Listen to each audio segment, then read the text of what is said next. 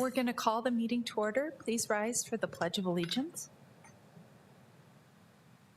I pledge allegiance to the flag of the United States of America and to the republic for which it stands, one nation, under God, indivisible, with liberty and justice for all.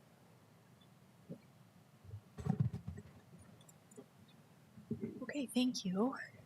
I don't think we have anybody here wishing to address the school board. Okay, so we will move on to the approval of the minutes of our meeting held 12-3-25. Second. All in favor? Aye. Opposed? Minutes are approved. Can I please get an approval of today's agenda? So moved. Second. All in favor? Aye. Opposed? We have an approved agenda. Any conflicts of interest? Seeing none, we will move on to the next item, approval of the consent agenda items. That would be items A through C.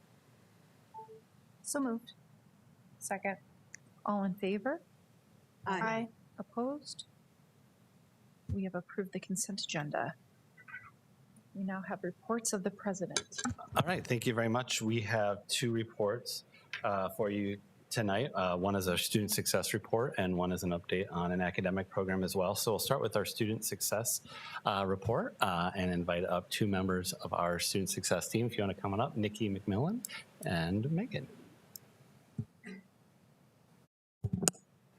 Good afternoon, members of the board, Madam President. I'm going to talk about campus counseling today.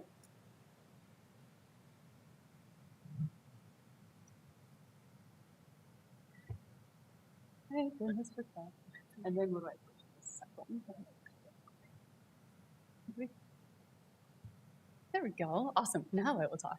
So I just want to go over my modalities of counseling again. I do offer all the traditional face-to-face in-office counseling, which is still the most popular format.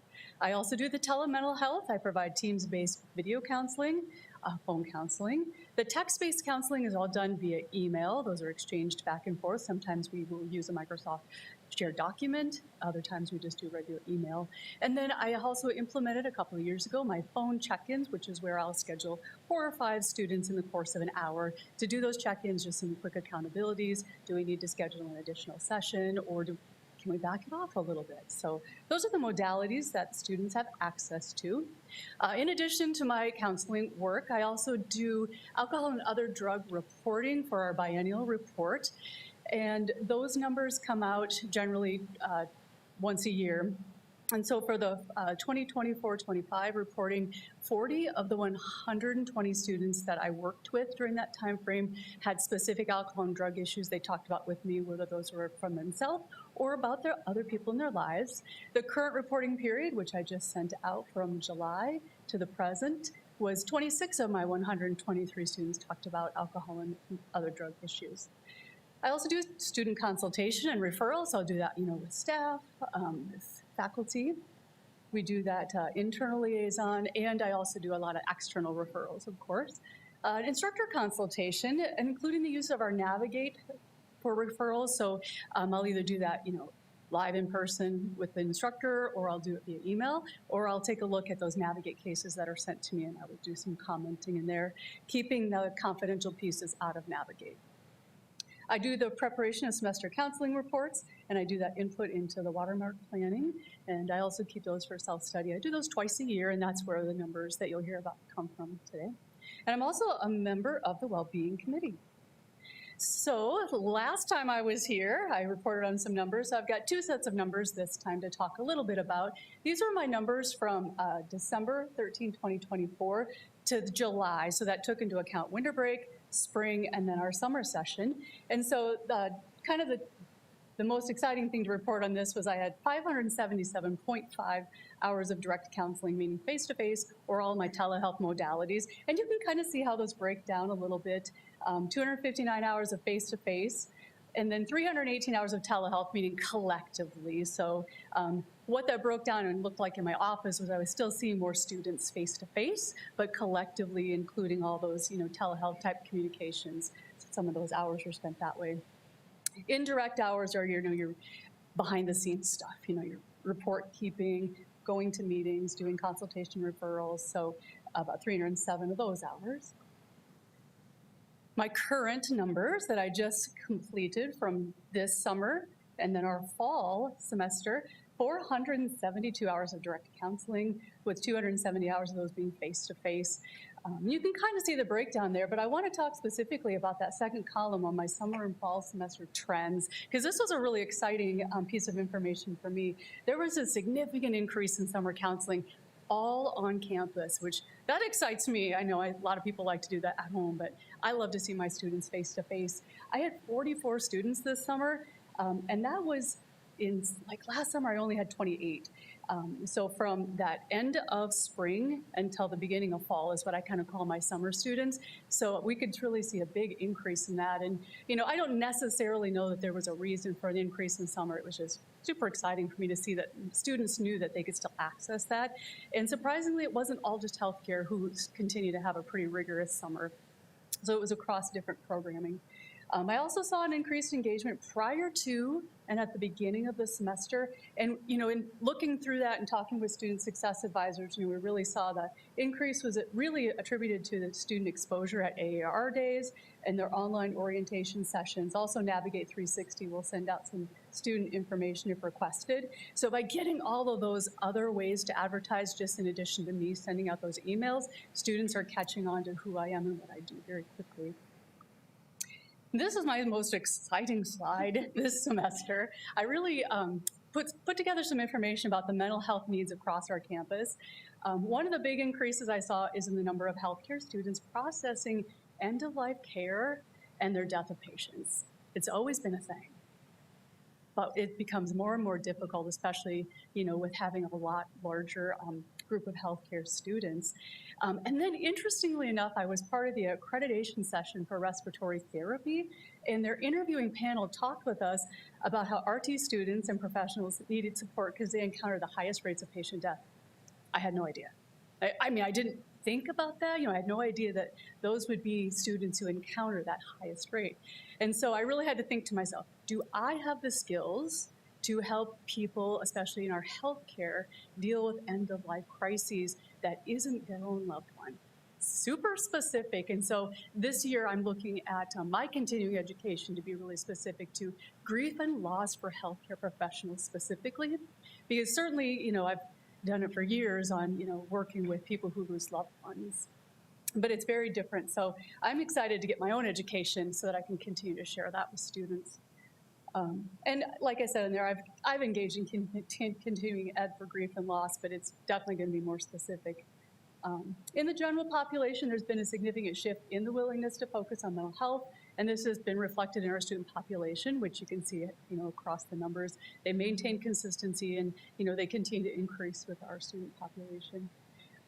The STC faculty and staff have voiced that they see students increased with distress on campus and online classes, asking for resources and support. And I think we continue to meet those needs as best we can. And the referrals to student counseling continue to increase. And then, of course, with our well-being committee, we're being active in helping with resources and support across that. And so I'm blessed to be able to be a part of that committee. And Megan here is going to share some information about that. Good afternoon. I'm Megan Rothenberger. I serve as a student success advisor and well-being coordinator.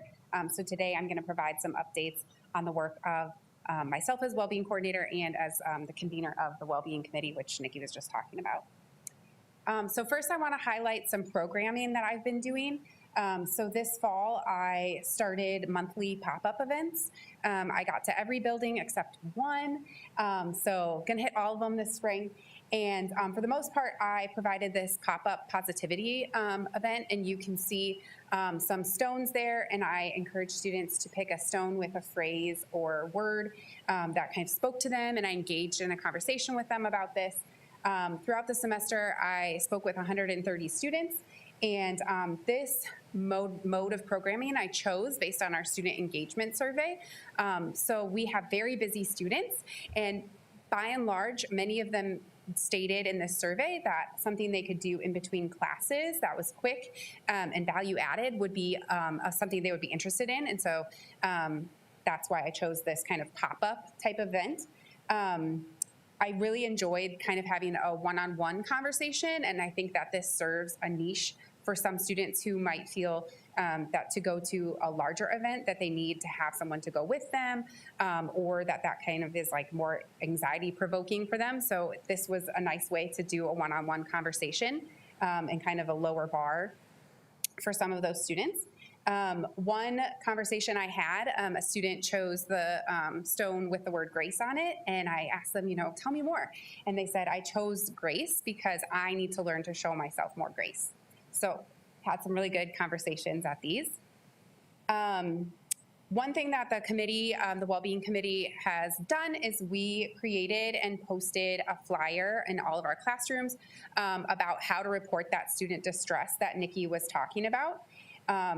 So we just today provided an educational session for faculty and staff on this poster, and we really hope that this will help our faculty and staff to care for students and connect them with resources. Sometimes those of us that aren't trained as well as Nikki might be like, what am I dealing with? And it feels really urgent. And so this resource provides you some structure as to what's the best next step. Is this an emergency situation, a crisis situation, or an ongoing check-in situation? So it gives you clear steps to help in the moment.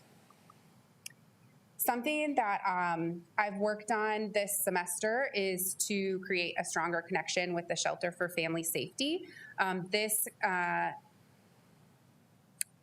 happened for two reasons. One is that we saw a need that we needed more resources for, an ability to refer students who might be victim of dating, domestic violence, sexual assault, or rape. And additionally, as you know, we've been working with Lost and Found and utilizing their Campus Resilience Index to help us to work in the suicide prevention and postvention space. And one piece of their Campus Resilience Index is to improve and create protective environments. So this connection and strengthening that was kind of twofold. Through this connection, Jim and I held an awareness building event with the Shelter for Family Safety in October for Dating and Domestic Violence Awareness Month. And we anticipate that we will do that in the future and have some ideas to make it more impactful. We also did utilize this as a referral for students who needed some support in specific situations. And then in December, our student success advising team actually went to the shelter and took a tour. And that's so helpful when you're working with somebody going through a really challenging situation to have an idea, this is where I'm referring you. This is what the process is going to be. This is what it's going to look like when you walk through the door. This is the person. I can give you their name. And so all in all, I think this is a really beneficial connection, and I hope we don't need to use it, but I'm so glad that we have a better connection with them. Again this year and last spring, Callie, who will be here in a few months, and I hosted De-Stress Fest. The hallmark and draw of this event, of course, is our therapy dogs that we have on campus for this event. This fall, we had 145 students, and in the spring, we had 80 who attended.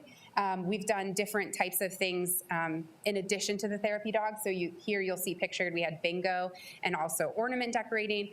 In the spring, students were given a pot that they could decorate, and then they planted a plant that was provided by our horticulture students.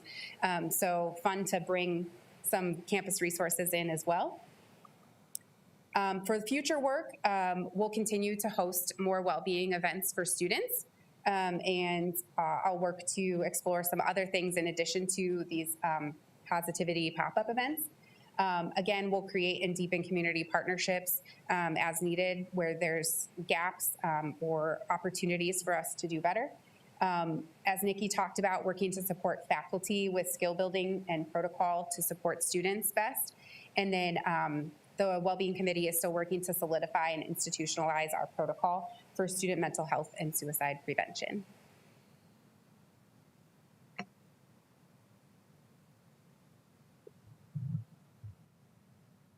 First, we're going to acknowledge your report. Thank you. And then we're going to open up for questions. So if you just stay where you're at. Can I get a motion to acknowledge the Wellbeing and Counseling Services update? So, second. We're going to open up for questions or discussion. Go ahead, Dawn Marie.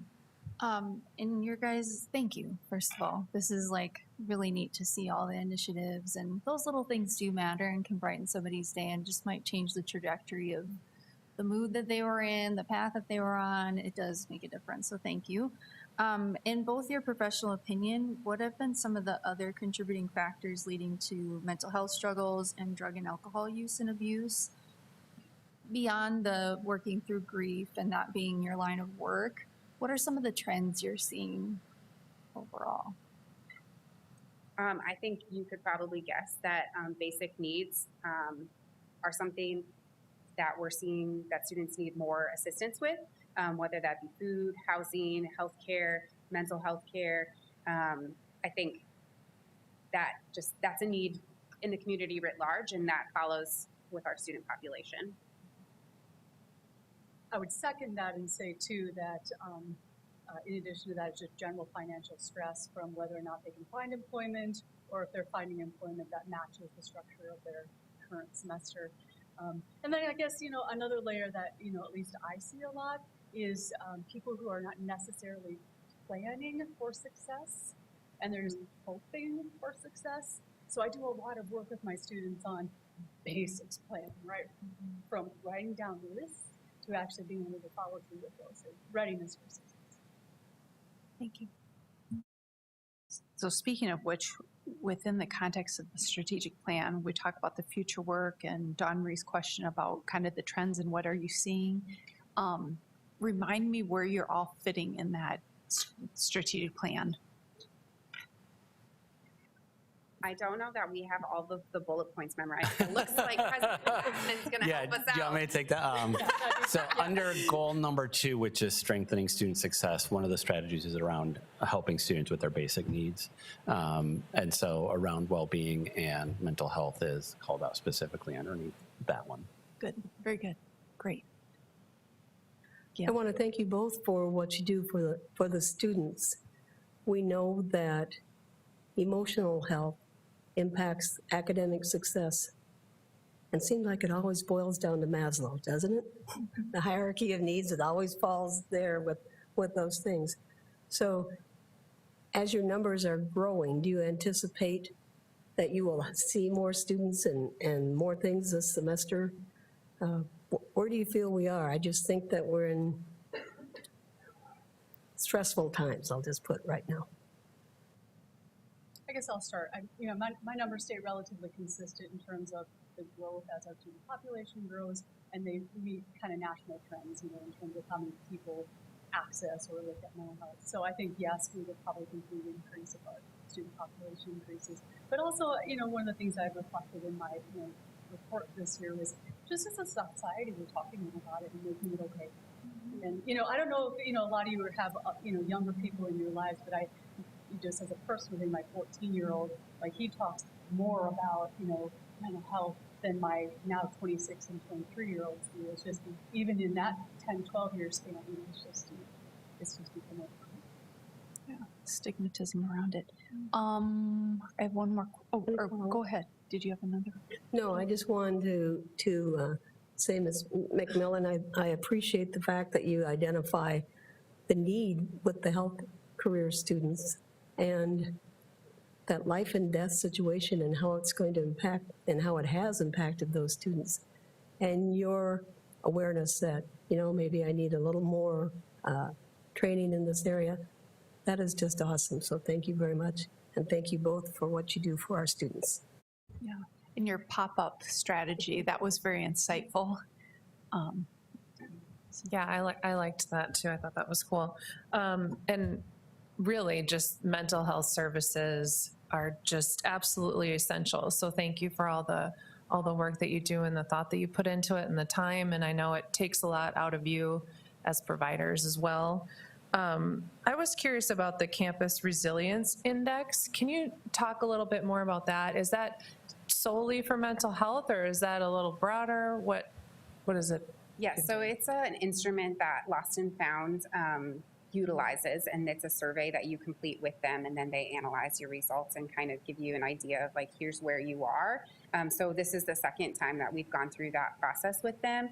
So we can see, you know, here's where we were really strong before, we improved in these areas, here's some ways we can improve moving forward. And it's really structured under, I hope Nikki can help me out, but it's very connected with the CDC and their like suicide prevention, harm reduction, hallmark. And Okay, counseling yeah, is just so, one bullet point. You know, there's all the specific pieces. okay. So Lost and Found is an area nonprofit that focuses on suicide prevention, right?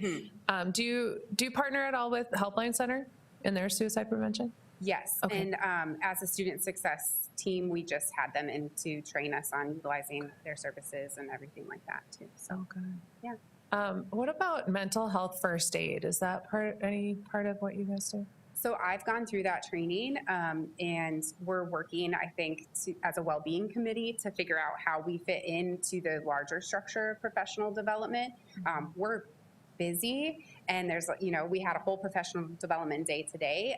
So just trying to figure out how we fit those types of trainings, especially that one's a longer one, how we fit that in with the other things that we're also needing to, yeah. Right. Well, But and yes, I just it's a wonderful wonder training. if that is something that students could take advantage of, right? And then you would have kind of those student liaisons to be trained in mental health first aid, at least, so they have a little extra knowledge.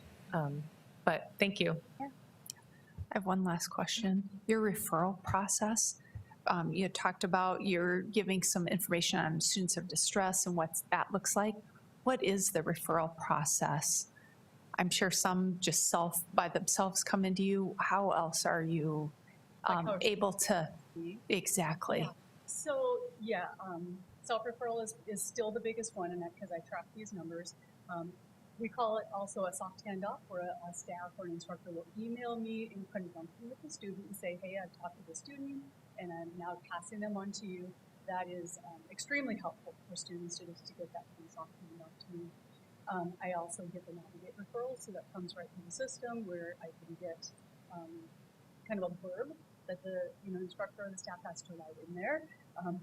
I get sometimes the drive-bys, like, hey, this is where Nikki is. And they kind of, if I'm available, they'll kind of stop in and see me, schedule an appointment. I sometimes will get referrals from like a student who's new that just got out of high school, and they're having conflicts, like, hey, now you're done with me, why don't you go? And, a lot of times parents will call and leave me a message and say, so, and just check in with them. And Very good. Very good. Excellent. Anybody else? Okay, thank you. So we'll take a vote to acknowledge your report. All in favor? Aye. Opposed? Thank you. We have acknowledged your report tonight. Thank you. Our second report is an update on academic program, our law enforcement program. I'd like to invite up our two faculty members there, Skip and Keith, to provide an update on law enforcement.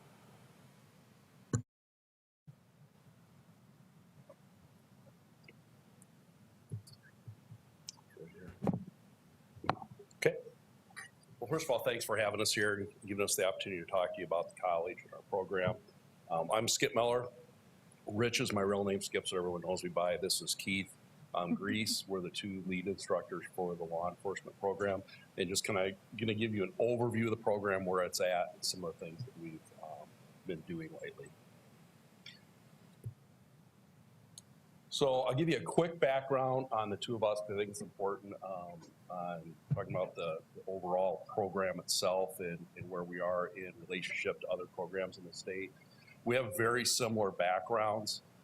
Both of us started in a two-year program just like this, which I think has really kind of gotten us energized to come back to it at the end of our careers.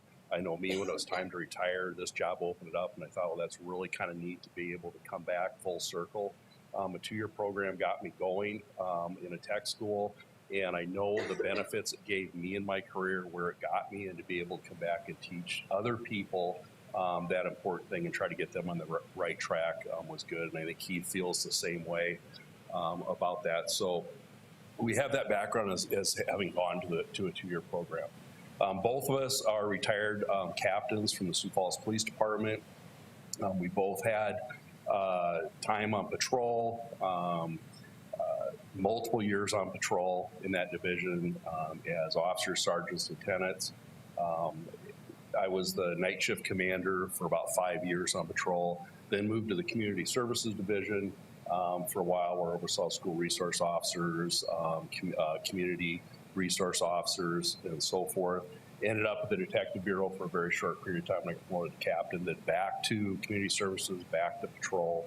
And eventually, when I retired, I was overseeing all the specialty units of the police department, which would be like SWAT, crisis negotiation, bomb, and so forth. Keith, very similar background. The difference, I think, where it varies is he didn't go to the community service division, but he has a lot more experience than me in the detective division, whereas I had very little experience there. So we kind of even ourselves out in the 2 spots where we're weakest, maybe, or have the least amount of experience, which is kind of nice.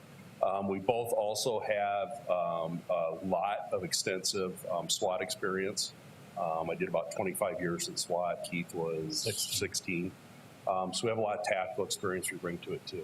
The other nice thing is we are both still certified law enforcement officers. We were fortunate enough that the sheriff has sworn us in as deputies, so we still get that yearly training from law enforcement, so we're still up to speed on all of the trends, the things that are going on, and the training we need in law enforcement.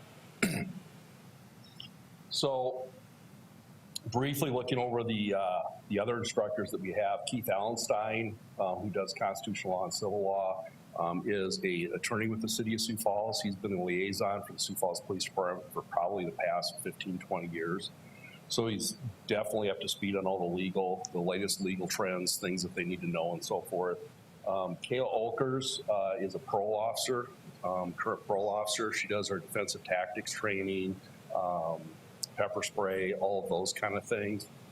Tara Walton is a sergeant with Sioux Falls Police Department. She teaches multiculturalism and crisis intervention, which is kind of a really important one for us. The crisis intervention teaches you how to talk to people in distress. And everyone in law enforcement, typically when we are having contact with someone, there's some type of distress there a lot of times. And so she really goes into that, how to teach with someone that's that has some mental issues or are in a stressful time. How do you talk to them? How do you de-escalate them? Where do you send them? What are the resources are for them, and so forth. We're the only school in the state that teaches that. We're very fortunate. There's not a lot of instructors for it. Tara is one of them. She teaches nationally, and we're fortunate enough to be able to get her to come and teach that with us. It's usually a course that's required for law enforcement officers to take after they get hired, and we're getting that done ahead of time. So it's kind of fortunate that we're able to do that. Joel is new. He's starting this year. He's got our first responder and first aid. He's got a military background in that, and we're going to bring him on. I think we're getting a first aid program that's actually tailored right towards law enforcement, which is really good. And then Tanya Schoenfelder has done our physical fitness, nutritional wellness, and also on there does some mental wellness type things that are involved with that too. So the nice thing about that between me, Keith, and everyone else is everyone that's involved that does law enforcement training is either current law enforcement or is currently working law enforcement or former law enforcement. So everything is up to date, and when we teach, we can actually go in and tell them from experience why we have to do things the way we do it, or why this works or why this doesn't, not just this is what it says in the book.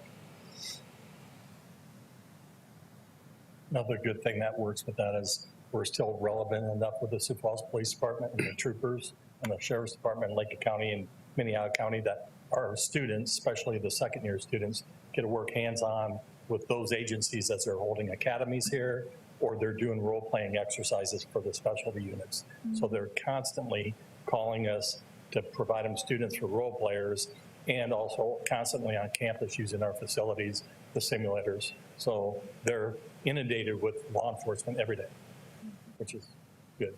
Mm-hmm. So program outcomes, technology, it just talks about demonstrates effectiveness, application of sciences, technology, and so forth, and problem solving. How do you assess situations?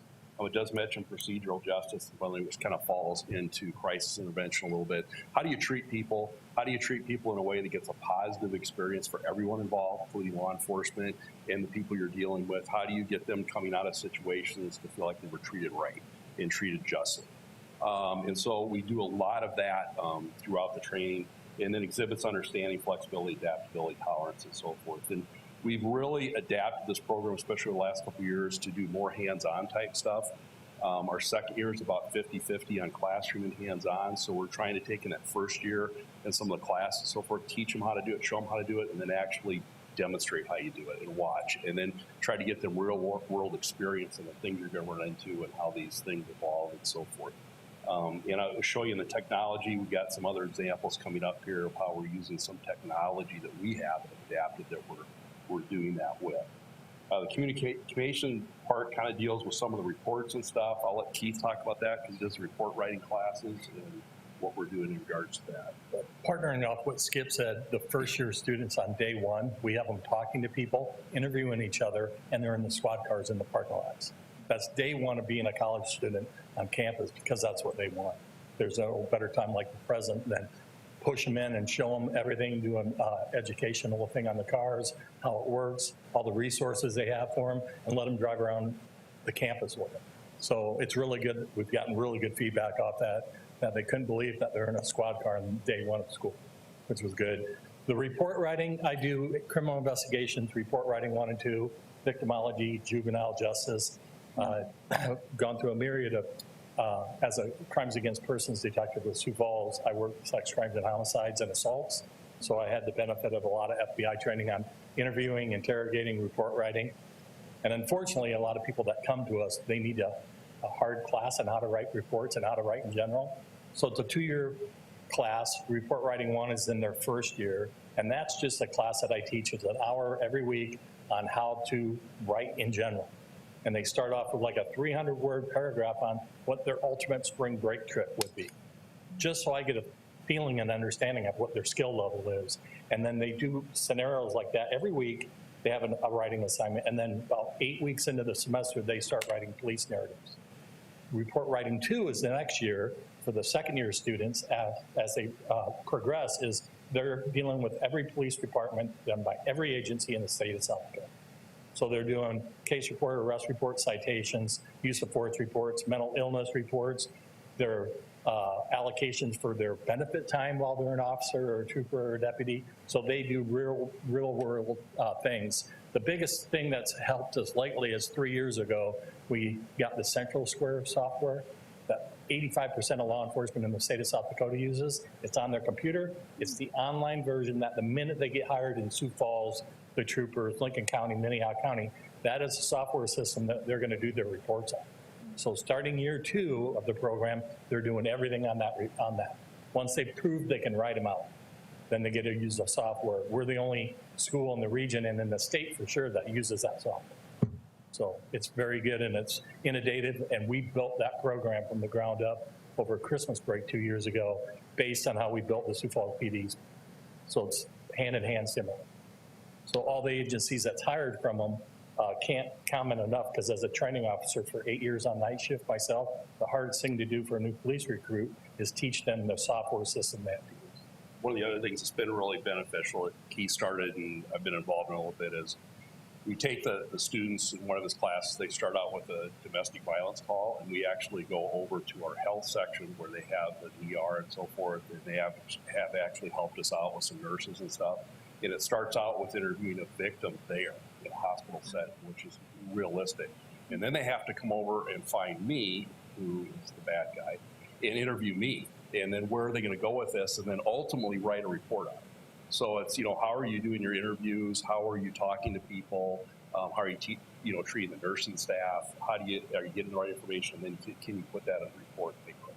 So it's been huge, and they love it because they're actually in uniform, in a squad car, patrolling on campus, and I dispatch them to the hospital on campus for an assault report.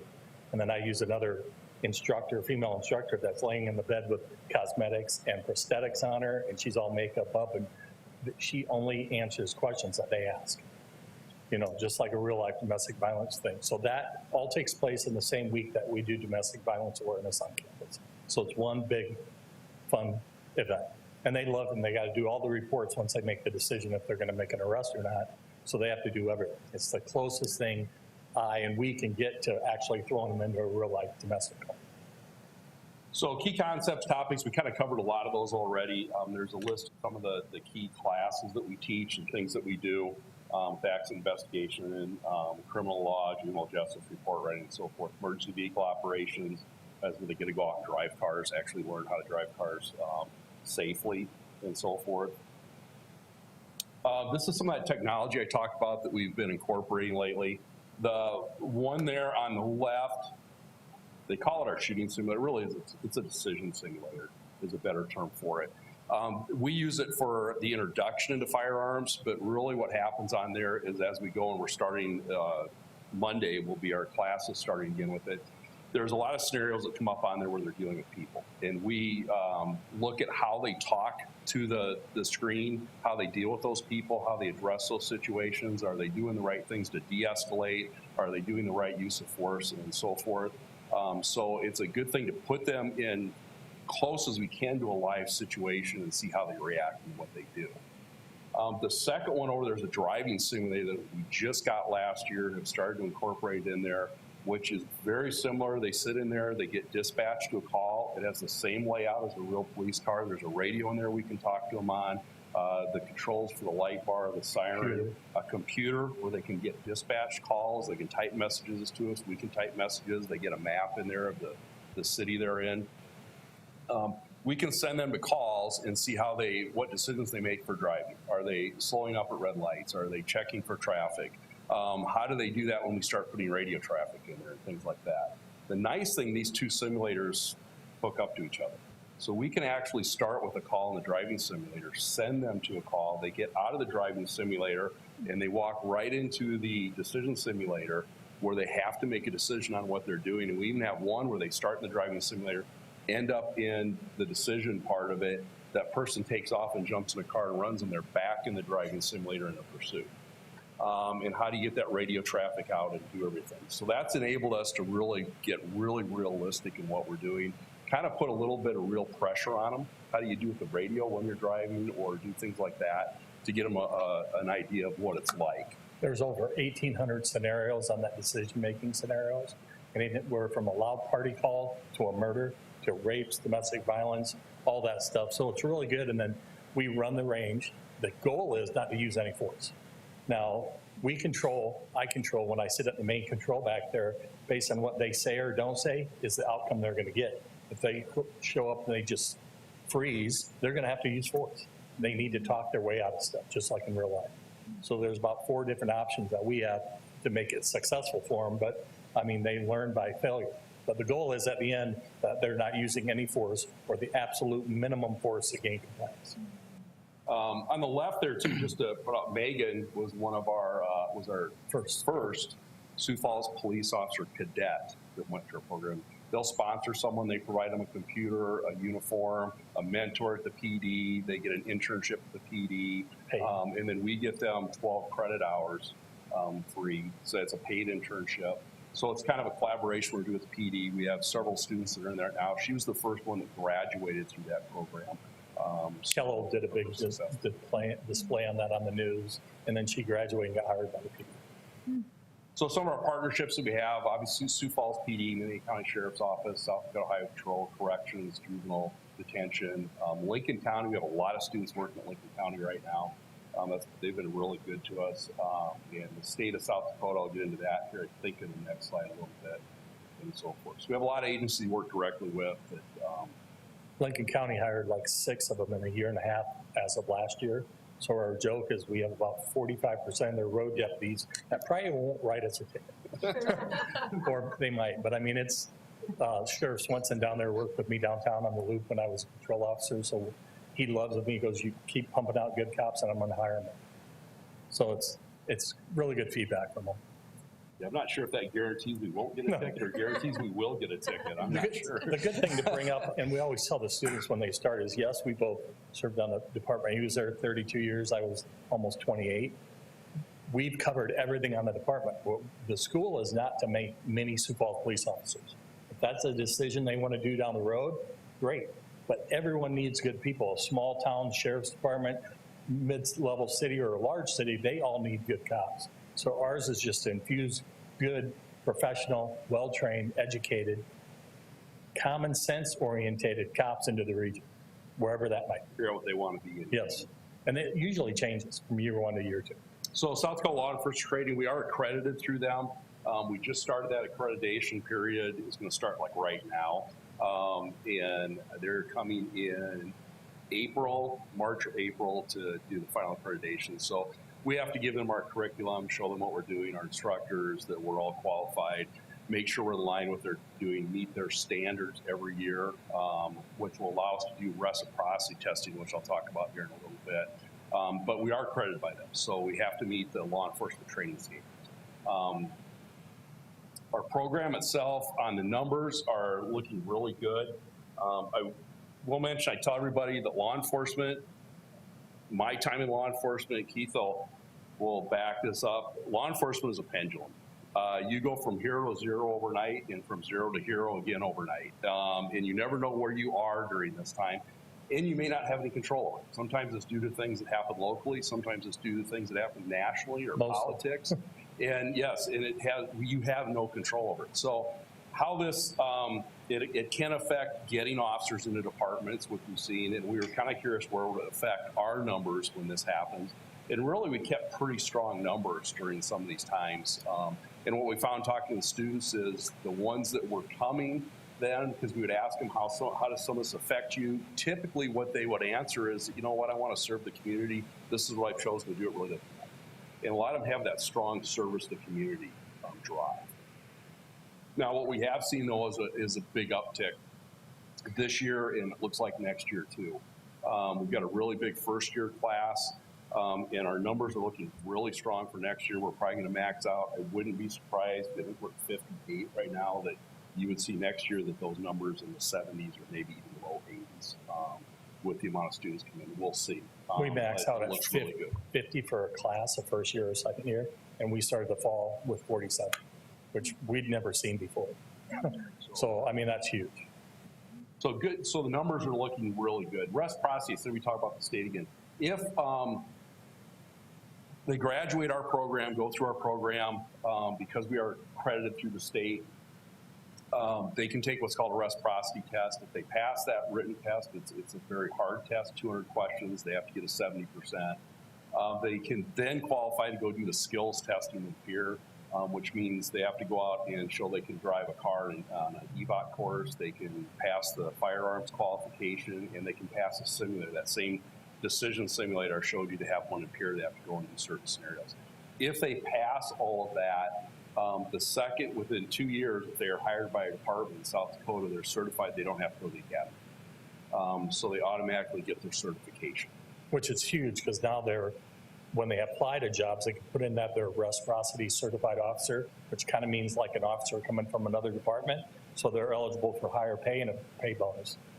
Lincoln County was huge because they offered a $7,500 hiring bonus and started them at like 2 levels above what a normal new officer or deputy would make. Sioux Falls, you start a pay step above what a new recruit does. So we're seeing a lot of that going on. So there's a lot of benefits to passing the reciprocity. We've been working really hard the past few years to get us on the reciprocity deal and get it where we have a winning strategy to get them through reciprocity, because it was kind of in the state for a while. It wasn't really a big thing. And so we're really pushing it now. But our last several years, we were a 90% pass rate in 2022. And then the last 2 years we've done it, we were 100% pass rate on the students we sent through it. So we've done a lot of study sessions and things like that, get them through the written test and so forth. So we're doing very good reciprocity-wise. The state requires us to have a 3-year average of 70% or higher. So we're pretty happy with 90, 100, and 100, because that's 41 cops just infused into the state of South Dakota within 3 years. So, and probably the last thing I'd say, there is still a huge need for law enforcement officers in South Dakota. And so I know they're really trying to push this reciprocity and get more of them out to the pre-certified. I know Sioux Falls is always hiring, but I know as of about a month ago, I think the Highway Patrol was short 44 troopers. part because of growth and things like that. So there's a huge need for good officers to get out of the system. And they're all going for the same pool of people. Sheriffs, deputies, cops, troopers, dispatchers, correctional workers are all coming from the same pool of people. So that's it. It's fun to go to work. It is fun. So, One sec, we'll acknowledge it, and then we've got Mark ready. He's excited. Stay right where you're at. Can I get a motion to acknowledge the law enforcement update? So moved. Second. Discussion. Mark? Whoa! if I understand this correctly, they leave you when they graduate in your program. They can walk right on the street. So they don't have to go to peer. No, if they take and pass that They reciprocity. take and pass those, and then once they're hired, they have to get hired by an agency. They do not have to go to peer and go to the academy. They're certified by the state, and they're ready to go. Most of the departments have a little of their own training inside, but it saves 12 or 13 weeks of having to send an officer off to peer In where they're February. not available. Yeah, where they're not available, and so forth. So, yeah. And it's 2 years, but if there's an age difference, because some of our students are like 20 when they graduate, and still in South Dakota you have to be 21. They're looking at changing that, but they'll do a third on an appeal if they'll give you 3 years to find that job if you can't find a job because you were 20 when you graduated. But normally it's 2 years. Gail? Well, first of all, as a former language arts teacher, it's like a dagger to my heart that you have to teach kids how to write your reports, but thank you for doing that.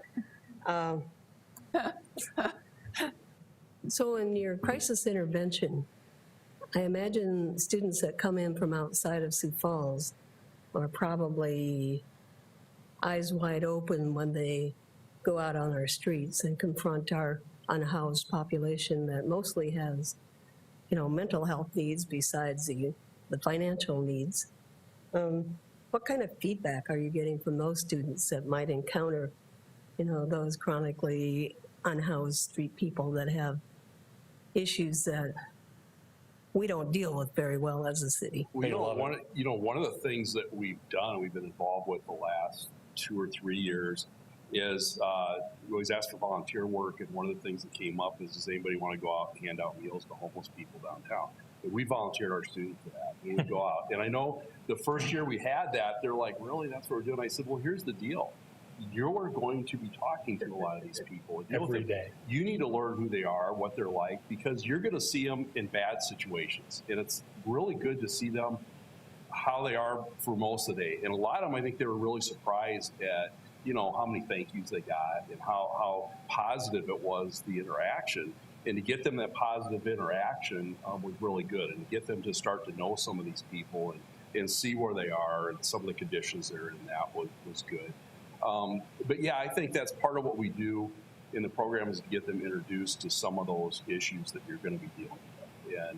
And then, yeah, the average person isn't prepared to know how to talk to somebody sometimes that doesn't make sense or seems to be, not in touch with reality maybe. And how do you do that and get it back and make sure that it gets done in a peaceful way where no one can get hurt and so forth. So that crisis intervention training has been really good.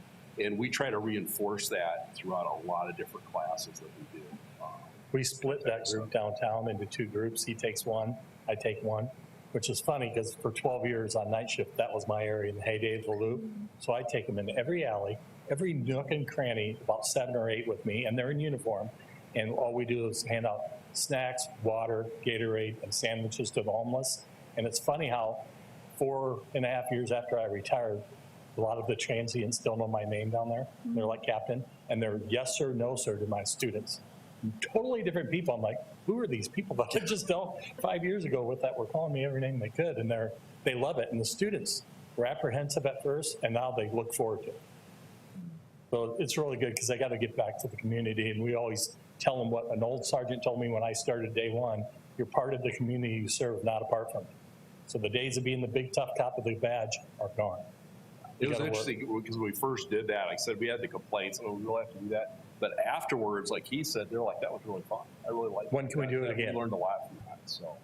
So it's rewarding to see the growth from year 1 to year 2 and how they can talk to people. Because the first year, they usually can't write that well and they can't talk to people. Or they're very quiet, I should say. That's awesome. Thank you for giving them that exposure and that training and that knowledge that it's all about person to person. Thank you. Humanity and dignity goes far. I have to put in a little plug because my work at Midwest Street Medicine, Oh. I think that would be such a neat opportunity to get some rounds done with your group, so we can talk offline Sure. afterwards, but it would be really cool to get your students to do some rounds with our street team because it's the same premise, right? It's Yeah. just getting to interact, their day-to-day lives, what it looks like, where they're hanging out, knowing the trends and the who's who. Yeah, we'll have to talk about that another time. But my question was, first of all, thank you for all the things that you guys are putting in. You're so conscious of just day-to-day operations and getting them really prepared for what an actual day looks like. I have my social work intern here, and we were talking about her experience that we really need to have students accessing real life situations and before they get there. And sometimes programs just don't do that. They don't offer those experiences, and then they get into the field and they're like, oh, this is not what I expected. So I appreciate that so much. I know we appreciate that so much. My question would be more maybe what Tara does, and wondering if she touches on like ACEs training, adverse childhood experiences, because we can de-escalate, but it's really important to know why there was even an escalation to begin with. And I think the ACEs training is always something that helps us understand other people's brains. So curious if It's that's funny part that you of it. brought ACEs up because we just had that an hour and a half ago. No way. Yeah, but Wow. Tara was one of my sergeants, and she's still a sergeant on the PD. She started her career as a HSC in Yankton for 3-4 years. So she's a board certified counselor. Now she's a police sergeant. She mans the 24-hour hotlines on her off time, which I don't know when she has off time, like 2-3 days a month, 24 hours a day. She's a crisis negotiator. She's a crisis negotiator on the CNU team. She is amazing. We were so lucky 3 years ago when I talked her into coming and teaching CIT, because that's a program that's reserved for sworn cops. So when I took it, 5 days, 8-hour days. The 5th day was a site tour in Sioux Falls, like B8 Behavioral Health. They get an hour and 50 minutes every week for a full semester. Wow. So it's crisis negotiation, verbal de-escalation, verbal judo type training. And then once they get hired in the state, she gives them their pin because she can't certify them until they're an officer. But she is amazing. That's awesome. So I think she's looking at coming on board with the school in 2 years when she retires. So we'll have to look at that. But she is, I can't believe we have. Wow. Because she not only goes around the region teaching cops, she does dispatchers and mental health professionals. That's incredible. Yeah, It's a really good asset for us. she has been. Thank you. And their students love her. Yeah, I bet. Yeah. I have a couple of questions. My first one is just specific about curriculum. I'm curious about ethics training, if ethics are built in, and then also testifying in court.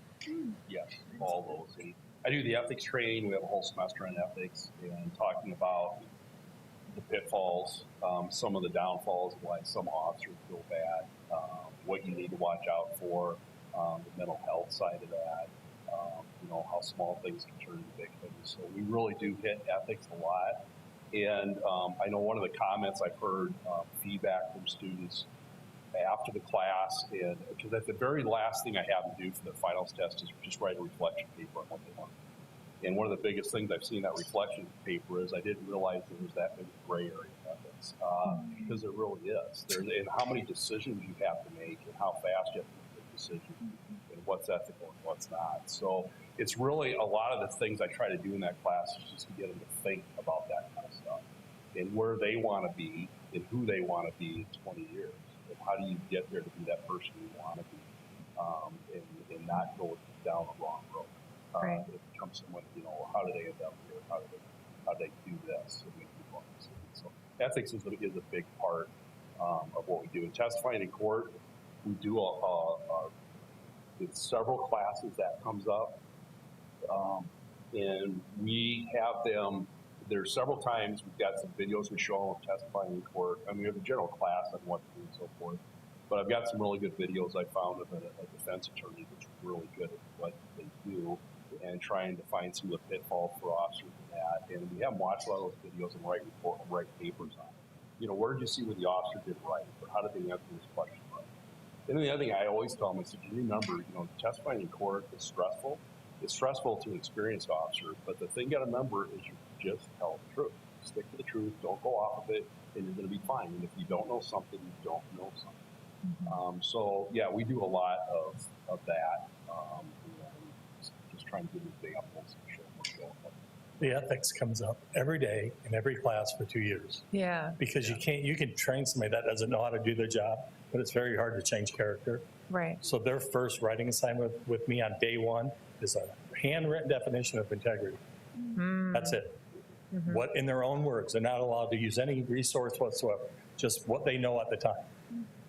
Well, you know, that actually segues pretty well into my next question, which is a little more general, but, you know, you talked about the need for more law enforcement officers. And I'm curious, I think a lot of us have that picture in our mind of a law enforcement officer and who that is and what they sound like and what they look like and what kind of person they are.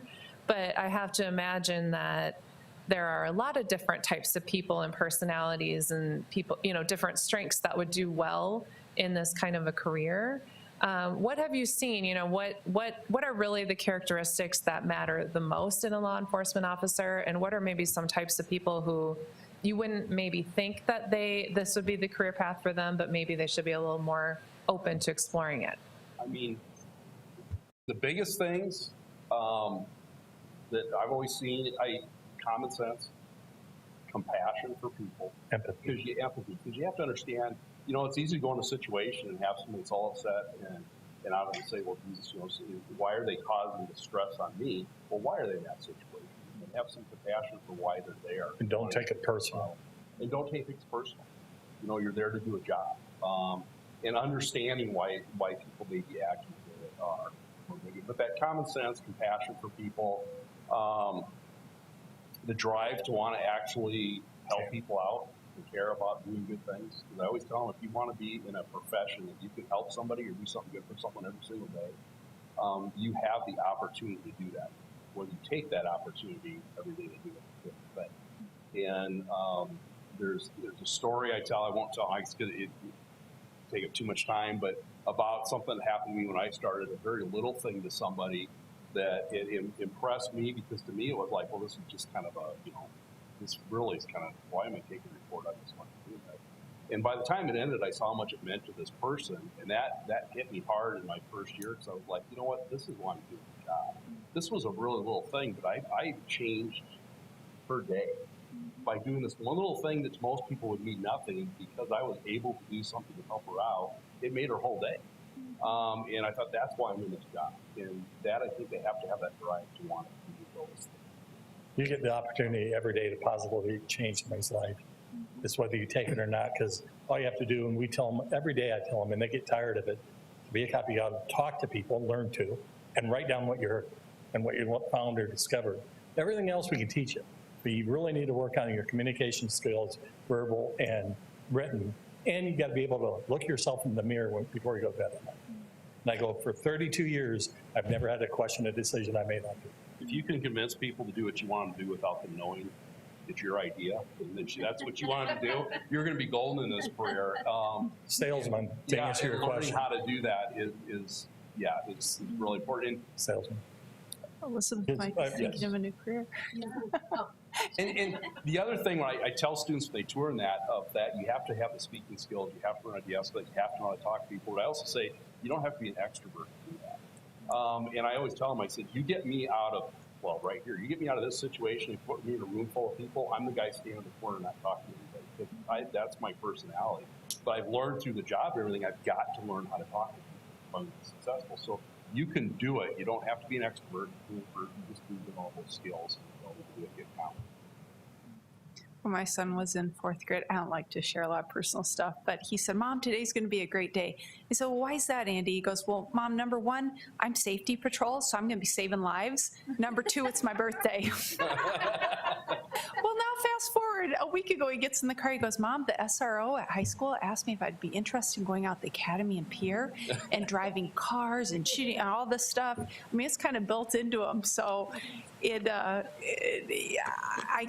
energy and the things that excite you, I can see the same thing in, my own son, and it's really neat what you all do and the lives that you touch, and that you see the humanity and the dignity and the grace for humans, and you are changing lives. Rewarding. I mean, we talk about it all the time. I'm super lucky. Got to do the best job I ever wanted since I was 5 years old, walking around the house writing my mom and dad tickets. And then a week after I turned 50, I get to teach it. When we taught at the academy, domestic violence, rape reports, SWAT stuff at the academy for 15, 20 years while we were cops. So just to see that these guys are paying to be there, they want to be there, they ask questions, their eyes are this big. They're not the growly 20-year cops that we taught in service at the PD that this class again every year.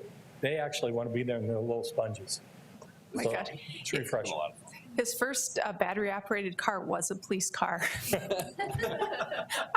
Yeah, and he rarely gave his sister a ride because he was always up to doing business. It wasn't about the play. It was he had work to do. It's against policy to give her a ride. Yeah. Yeah, we had a very safe neighborhood. Okay, well, now that I've digressed. Oh, that was so fun. I mean, you're just insightful and impactful, your report was. So, any other discussion? Okay, thank you. All in favor? Aye. Opposed? We have acknowledged the law enforcement update. All right, we are on to Jim. Jim, will you give us a little context? We have the review, revise Sioux Falls School District policies and regulations. We have the review, revise, as well as the first reading. Yes. But on the first one, if you just give us a little context with these and what we're looking at. And Absolutely. Good evening, President Kelly and board members. Real quick, the first one is going to be, I don't have,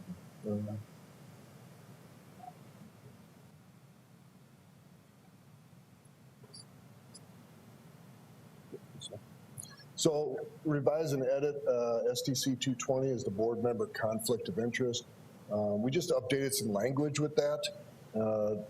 STC 521, use of private vehicles in college business.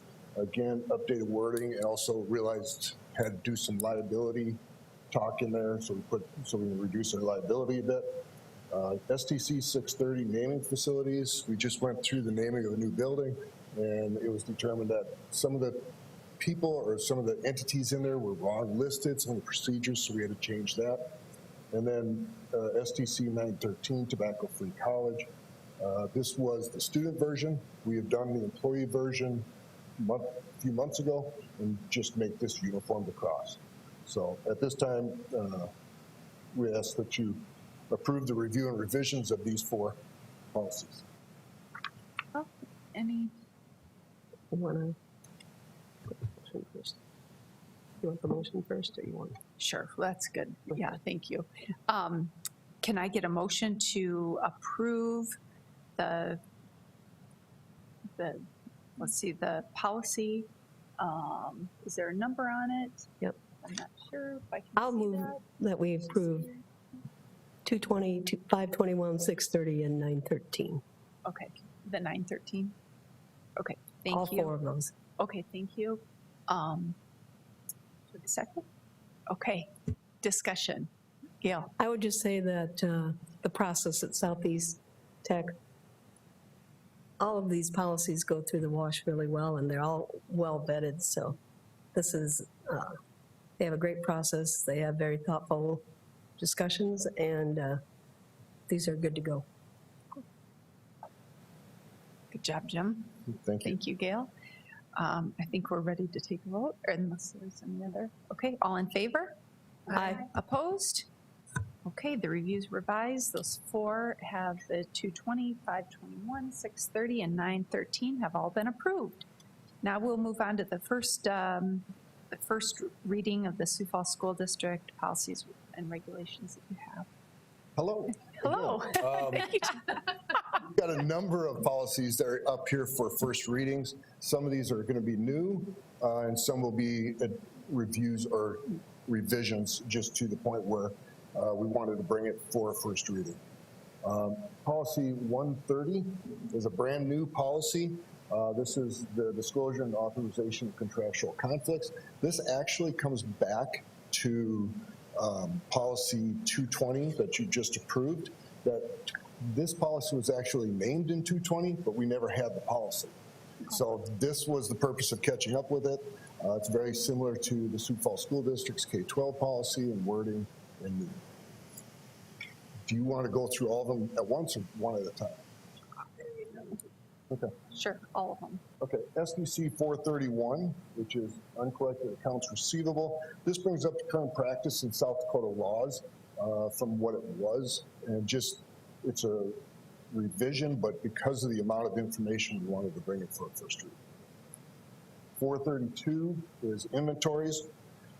Previous policy was one sentence. The VP of Finance was good enough to come together and actually bring it up to the current policy and practices along with compliance with state laws. So obviously got it quite a bit bigger, but with that, we wanted first read. SDC 520, student transportation and private vehicles. We found out during our research of this one that the insurance actually doesn't cover us to transport students in private vehicles. So we needed to make that a provision of this policy. We can still transport students in STC vehicles, rental vehicles, or transit like Sioux Falls or bus company or something like that, but we wanted to make sure that we were not putting people up for liability. 523 is vehicle usage. This is also a new policy. STC now has have vehicles, pool vehicles for us, and we wrote a policy for that. This will also set requirements for those that drive STC and making sure that they're checked by the insurance company, how they reserve the vehicle, all of that. STC 532, on-campus and off-campus signage. This is also new. We've got a number of not only STC signs, but also where we co-brand with other entities. And we wanted to set up standards and a policy for that. So there's not a hodgepodge of people being able to put up signs that may not be beneficial to STC. STC 842, community resource people. This one you may remember from a few months ago that you've actually did this. After we did this back in July of 25, we had a lot of questions and comments and confusion on it. So we brought it back to the committee just to rewrite it, to eliminate that confusion. But there was enough changes that we want to make sure we got to. SDC 1011, social media acceptable use. This is also new. Obviously, with the amount of social media out there, we wanted to create a policy for us to be able to set standards on what people can and cannot use STC in social media, or how we're going to be able to use it on campus. And finally, SDC 1020. This is a new policy in the use of facilities. Prior to this, we did a lot of following just Sioux Falls School District's policies, but we found that a lot of the clientele that we're using or the purposes for it are not the same as Sioux Falls School District, so we decided to create our own policy. Again, a lot of stuff that you have in Sioux Falls School District, we brought in here, but we also incorporated university policies and college policy, board of regents, that kind of stuff. At this time, I ask for approval or acknowledgement of the first read with the understanding that it will be back next month for second read. I move acknowledgement of these 9 policies for the first read. Second. Discussion. Again, I will just say that, we decide as a committee for first read when, and Jim has stated it, when there's either a law change, new legal references, brand new policy, or the policy had to be rewritten in so much of a fashion that it doesn't really look like the original policy. And so I think that, again, a lot of thoughtful conversation went into the creation of these policies, great discussion at our committee meeting, and they're good for a first read and acknowledgement. Well, thank you for the work, because policies certainly guide us when we need it. That's what they're there for. Just so you know, Yes. 2025, this board has either revised, revision, created, or withdrawn over 30 policies. You've been busy. Well, people know we're working. Do you look to have a record-breaking year this year in 26, I or was how? hoping, well, right now, I think there's 27 or 28 for 2026. You're right on track. There you go. Okay. Anything else? Okay. All in favor? Aye. Opposed? Okay, we have acknowledged the first reading of the policies brought forward. Thank you, Jim. Appreciate it. I think this is, anything else for the good of the whole? Okay, do I have a motion to adjourn? So move. Second. All in favor? Aye. We're adjourned for